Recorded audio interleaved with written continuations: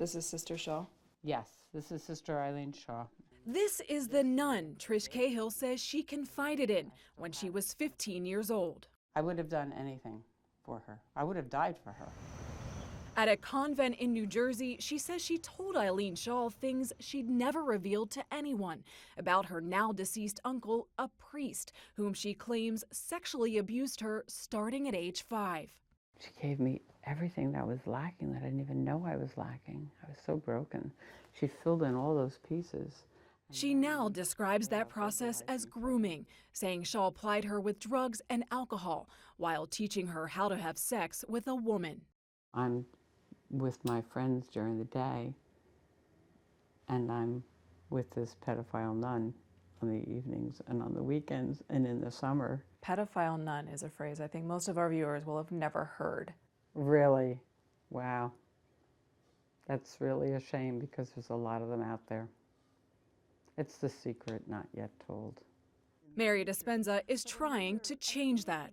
The demands of chastity and celibacy are unrealistic demands for many of us. Dispenza, a former nun from another congregation, remembers what happened when a superior summoned her to her room. I knelt down right next to her, and she kissed me all over softly my face. And I want to say, oh, but it wasn't bad. But it was, and I've carried it with me till today. Through her work with SNAP, the survivors network of those abused by priests, she says she would occasionally hear about abuse or cover-ups by nuns. But since the publication of a grand jury report identified hundreds of pedophile priests in Pennsylvania, at least 18 people have contacted her to share stories of abuse by religious sisters. We've heard so much about alleged child sex abuse by priests. Why haven't we heard about nuns? A lot has to do with the culture of nuns, which they are very, very private by nature. Trish Cahill reported her abuse to the Sisters of Charity of St. Elizabeth in 1994. The congregation paid her a $70,000 out-of-court settlement. They had canon lawyers on retainer just for people like me. Shut her up, pacify her, tell her you love her and you'll pray for her, and send her on her way. In a statement, the congregation tells CBS News the case was investigated immediately when it was reported in 1994, and a settlement was reached that was mutually agreed on by all parties.